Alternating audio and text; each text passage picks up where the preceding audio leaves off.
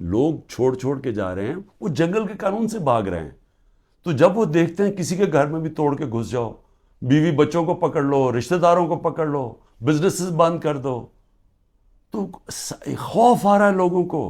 پہلے تو کبھی ایسے سنتے ہی نہیں تھے, نہیں تو بیچارے غریب لوگوں سے ایسے ہوتا تھا نا. یہ میں اپنی پارٹی کو پہلی دفعہ میں اپنی پارٹی کو کہتا ہوں, جو ہمارے سے ہو رہا ہے یہاں کمزور سے ہمیشہ ہوتا رہا پاکستان میں, جب طاقتور کے سامنے کھڑا ہوتا ہے. اور اسی لیے ملک آگے نہیں بڑھ سکتا, کیونکہ اس ملک کے اندر انصاف ہی نہیں ہے. تو یہ تو انصاف کی ساری حدیں ہی توڑ دی ہیں. یہ تو وہ نظام آ گیا جو کہ ہم کوئی تصور ہی نہیں کر سکتا تھا کہ پاکستان یا دنیا کی کسی جمہوریت میں آئے. تو جب اس طرح کے حالات ہیں تو لوگوں کی نا امیدی تو بڑھنی ہے, مایوسی تو بڑھنی ہے, لوگوں نے تو جانا چھوڑ کے. اس لیے میں آخر میں یہ کہنا چاہتا ہوں کہ یہ جو ایکسپیریمنٹس کر رہے ہیں یہ پہلے فیل ہو چکے ہیں, اور اس ملک کے اندر جو 90 کی دہائی کی سیاست تھی وہ ختم ہو چکی ہے. جو جنرل مشرف نے کاف لیگ بنائی تھی وہ دن چلے گئے ہیں. یہ دوسرا دور آ گیا, اور اس دور کے اندر سب سے ایک ہی راستہ ہے کہ صاف اور شفاف الیکشن کروائیں اور اس ملک کے اندر اسٹیبلٹی لے کے آئیں, ایک سیاسی استحکام آئے, اور اس کے بعد پھر معیشت کو ٹھیک کریں اور ملک کے اندر وہ ریفارمز کریں. اس ریفارمز کے بغیر پاکستان اس دلدل سے اب نہیں نکل سکتا. پاکستان کو سرجری چاہیے.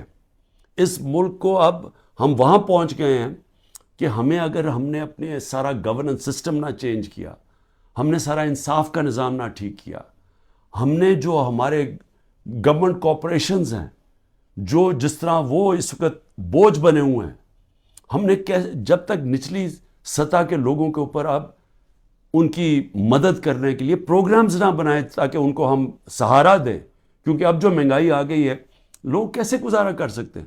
اور جو ہم نے ہیلتھ کارڈ لے کے آئے تھے, سوچیں کہ پہلے ہی گزارا نہیں ہو رہا, تو اگر بیماری ہوگی گھر میں تو اگر آپ ہیلتھ کارڈ ہی لے جائیں گے, ہیلتھ انشورنس, وہ کیسے گزارا کریں گے.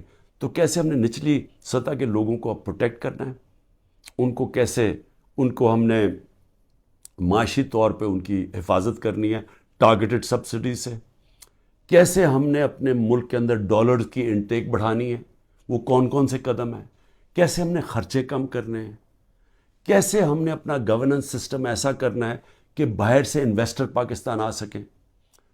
کیسے ان کو اعتماد دینا ہے اپنے رول آف لا پہ کہ ہمارے یہاں اس ملک کے اندر آپ اگر اپنی سرمایہ کاری کریں گے تو ہم اس کی حفاظت, ہمارا قانون اس کی حفاظت کرے گا, لیول پلینگ فیلڈ دے گا, وہ کنڈیشنز دے گا کہ جب اب مثلا چائنا سے جب انڈسٹری ہم چاہتے تھے کہ پاکستان آئے, تو میری جب پریمیئر لی سے ان کے بات ہوئی تو انہوں نے مجھے کیا کہا, انہوں نے کہا دیکھیں مسئلہ یہ ہے کہ پاکستان میں ہمارے سارے انڈسٹریز کہتے ہیں کہ ٹائم بہت لگتا ہے, یہاں کام ہی نہیں ہوتا آپ کی, بڑا سلو ہے آپ کا سسٹم. جبکہ وہ ویتنام جاتے ہیں, اور وہ بنگلہ دیش کی بھی بات کر رہا تھا کہ وہاں بڑی جلدی ان کا کام ہو جاتا ہے انویسٹر کے لیے.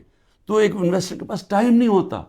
تو یہ ہمیں ساری اصلاحات کرنی پڑیں گی, اور اس کے لیے سب سے بڑی ضرورت ہے کہ صاف اور شفاف الیکشن سے ایک مضبوط, ایک سٹیبل حکومت آئے.